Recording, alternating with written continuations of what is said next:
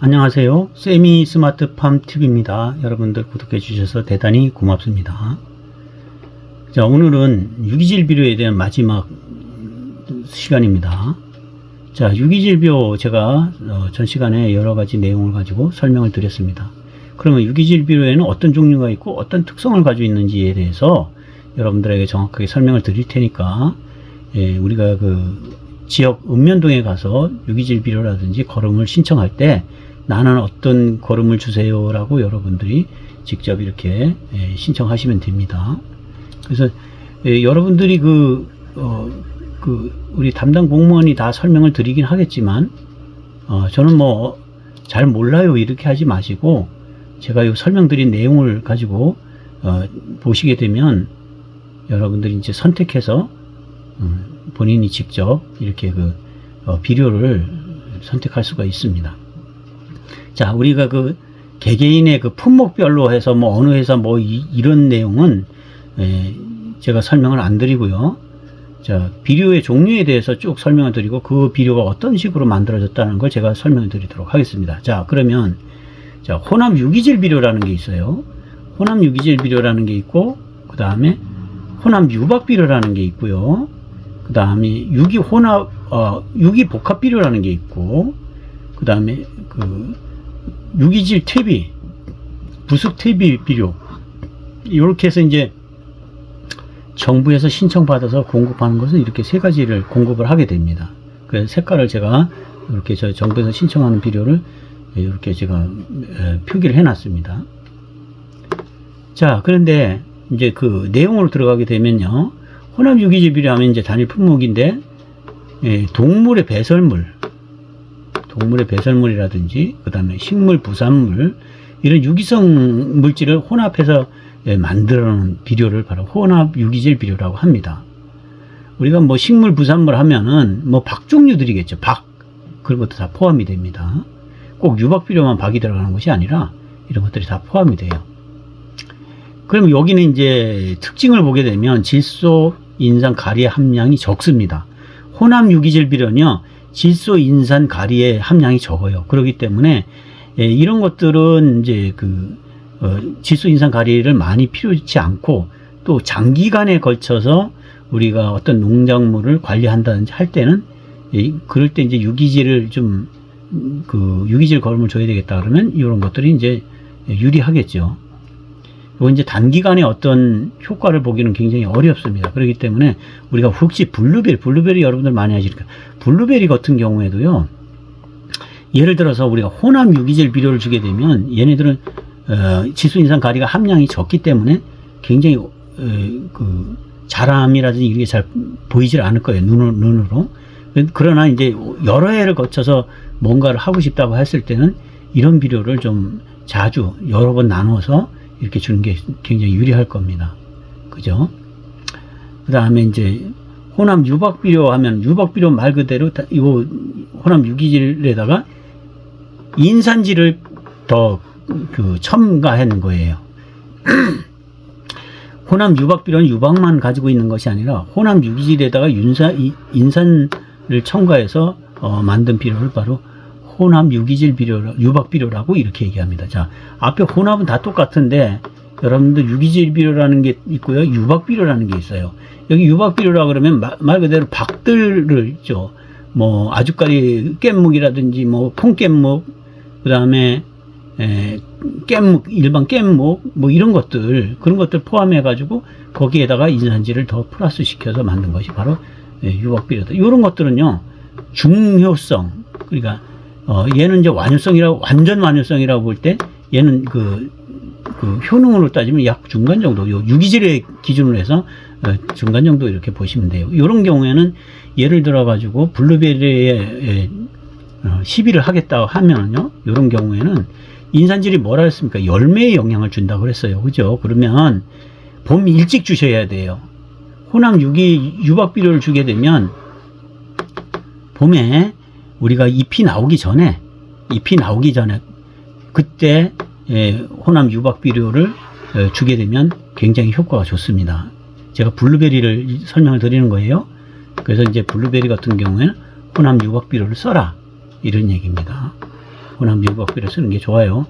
이런 비료를 쓰게 되면 조금 시간적으로나 아니면 양분상으로 조금 좀 늦어지는 부분이 있기 때문에 이런 것은 인산이라고 그러면 열매에 영향을 주기 때문에, 꽃이라든 열매에 영향을 주기 때문에 이런 비료는 혼합 유기질 비료를 주는 것이 좋다, 이런 얘기입니다. 또 유기질 비료 중에서도요, 조금 단기간에 빠른 석효를 좀 좀 내야 되겠다, 이렇게 된다 그러면 유기 복합 비료를 쓰시는 게 좋아요. 유기성 성분에다가 무기성 성분을 포함한 겁니다. 그러니까 유기질 플러스 무기질이에요. 그래서 이런 것도 인산가리 정도를 이렇게 같이 포함을 시켜 놓은 거라, 이제 이런 경우에는 어떤 경우가 해당이 되나 하면요, 화학 비료를 별도로 주지 않고 그냥 유박 형식으로 유기질 비료를 줘야 되겠다고 한다 그러면, 굳이는 뭐 화학 비료의 성분이 필요치 않다 그러면 유기 복합 비료를 주면 좋죠. 그죠? 그러면 유기질 비료와 화학 비료를, 무기질 비료를 한꺼번에 주는 효과를 이제 가질 수가 있어요. 그래서 요런 건 이제 단기간에 효과를 좀 갖고자 한다 그러면 요런 형식으로 주는 게 좋습니다. 그죠? 요건 이제 얘네들을 이제 효과 기준으로 본다면 얘는 이제 완효성 기준이고, 얘는 중효성 기준이고, 얘는 석효성 기준이고, 이렇게 되겠죠. 굳이나 나눈다고 할 때, 뭐 나눌 일이 없는 내용이긴 한데, 나눈다고 할 때 그럴 것 같습니다. 자, 그 다음에 부숙 유기질 퇴비. 우리가 가축분 퇴비 뭐 이렇게 얘기하잖아요. 가축분 퇴비. 여기는 등급별로 이제 구분이 돼서, 이게 이제 한 10년 정도 된 것 같아요. 등급 구분이. 그전에는 등급 구분이 없었어요, 예전에는. 자, 특등급이라는 게 있고, 1등급, 2등급, 3등급 이래서 되어 있습니다. 이것은, 이 등급을 책정하는 기준은 뭔가 하면, 등급은요, 이제 수분 함량이라든지, 그 다음에, 부숙도를 측정을 해서, 거기에 대해서 이렇게 등급을 결정합니다. 주로 상급은 나오질 못해요. 2급도 거의 안 나오는 것 같습니다. 그래서 1급 정도가 나오는 거고, 특등급은 잘, 보기가 쉽지 않습니다, 이거는. 그래서 요런 부분들은 이제 수분 함량이라든지 아니면 부숙도를 가지고 이렇게 구분을 한다. 급수를 이렇게 보시면 되고요. 그냥 가축분 등 퇴비를 일정 기간 동안 후숙시켜 만든 비료를 얘기한다. 이런 얘기예요. 주로 이제 뭐 우분, 그 다음에 돈분, 그 다음 개분, 이런 것들을 다 이렇게 해서 거기에 일정 부분 뭐 톱밥이라든지, 개분 같은 건 그냥 사용은 못 하잖아요. 그러면 거기다 톱밥이라든지 뭐 이런 거를 섞어서 비료 성분을 조금 낮춰주죠. 지소지 성분 같은 경우를. 우리가 개분 같은 경우는요, 죄송합니다. 개분 같은 경우에는 지소지 성분이 굉장히 높아요. 그렇기 때문에 그걸 단비로 쓰게 되면, 작물에 해를 입을 수도 있기 때문에 거기에다가, 우리가 톱밥이라든지 이런 거 섞어서 조금 이렇게 양을 늘리면서 또 비료 효과는 조금 줄이는 역할을 하게 됩니다. 자, 그 다음에 일반 퇴비를 볼까요? 일반 퇴비는 우리가 유기식물의 복합이라고 보시면 돼요. 우리가 예전에 산에 가서 뭐 가를 꺾는다 뭐 이런 얘기들 많이 들어보셨죠? 옛날에. 아주 옛날 얘기입니다. 근데 이제 그런 걸 채취해서 일정 기간 동안 부숙을 시키게 되면 퇴비가 되는 거죠. 그래서 비료를 만드는 것이 일반 퇴비 또는 유기식물 혼합, 이렇게 얘기를 합니다. 자, 두엄이라 그러면 이제 여러 종류가 있어요. 옛날에는 우리가 인분까지도 두엄에 포함을 시키고 그랬는데 요즘엔 그렇게까지는 안 하죠. 그래서 이제 일반 농가에서 발생하는 동식물의 유기 폐기물을 퇴비장 이런 데 모아서 부숙시켜서 만든 비료들을 얘기합니다. 그래서 이제 소규모로 뭐 예를 들어 가지고 돼지를 기른다든지 아니면 소를 한두 마리 기른다든지 이런 농가에서는 그런 두엄들을 이용을 하죠. 퇴비장에 모아놨다가 발효시켜서 그거를 우리가 유기질 비료로 이렇게 이용을 합니다.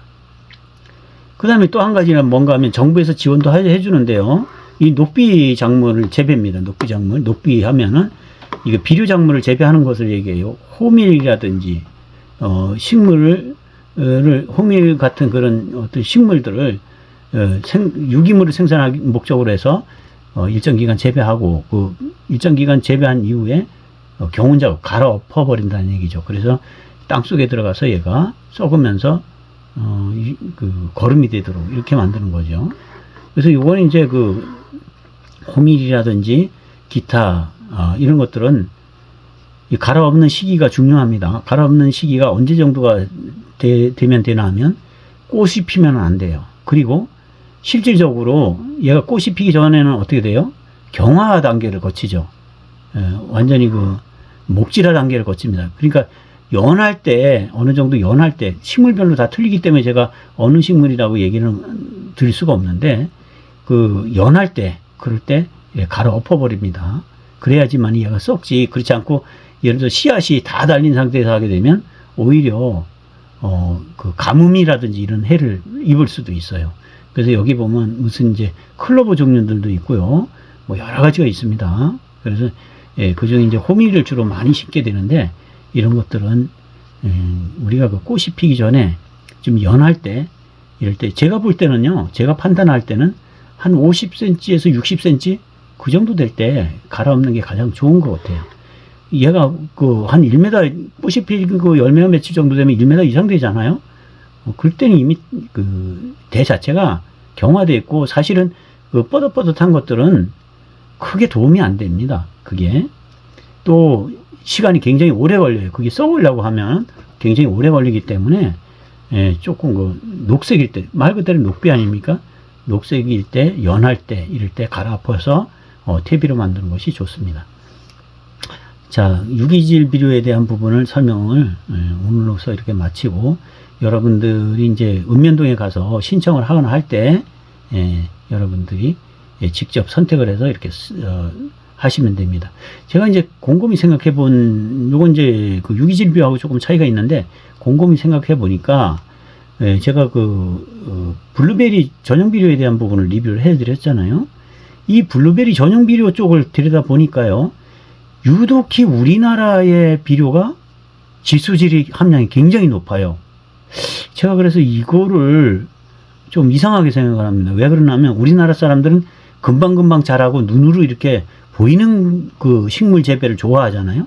그러다 보니까 이게 지수질을 많이 함유하게 만들어 가지고 제 생각입니다. 이건 제 개인적인 생각이에요. 왜냐하면 외국계 회사하고 제가 대비를 해보니까 너무나 그 지수질 성분을 많이 함유시켜놔서 똑같은 그 전용 비료인데도 불구하고 함유량이 너무 많아요. 우리나라께. 그래서 보면은 그렇길래 이거 그러면은 이게 그 농가에서 아무것도 모르고 그냥 뿌렸을 때 얘가 잘 자라는 생장이 좀 빠르게 만들어 가지고 눈에 확 띄게끔 만들어주는 그렇게 하려고 이렇게 만들었나? 제 개인 생각으로는 그렇게 해봤습니다. 질소질은요, 여러분들 모든 식물에서 질소질은 적은 게 좋습니다. 굳이나 많이 줄 필요 없어요. 필요악이 될 수도 있습니다. 질소질 성분은 필요악이 될 수도 있어요. 오히려 그 눈에 띄는 거는 맞아요. 금방금방 자라고 질소 성분 제가 말씀드렸죠. 엽재료 같은 경우에 잎이 막 크게 그냥 시커멓게 막 이래 자라고 이런 그런 거는요 사실은 특히나 과수 쪽에는 좋지 않습니다. 이거는 어떤 단기간에 뭘 기르거나 할 경우에는 그런 게 필요한데 그렇지 않고 우리가 과수 쪽 같은 경우는 1, 2년 기르는 게 아니잖아요. 그런 것들은 질소질 비료가 질소질 함량이 적으면 적을수록 좋다. 그렇다고 없으면 안 되겠죠. 그런데 제 얘기는 굳이나 많이 필요 없다는 얘기고요. 함유되어 있다 그러면 적은 쪽으로 함유되어 있는 것을 주는 것이 좋다 이런 얘기입니다. 그래서 제가 곰곰이 제가 그 검토를 하면서 이렇게 들여다보고 생각을 해본 부분입니다. 자, 여러분들 세미 스마트팜 TV 많이 구독해 주셔서 대단히 고맙고요. 다음에도 또 좋은 내용, 유익한 내용으로 여러분들을 찾아뵙도록 하겠습니다. 고맙습니다.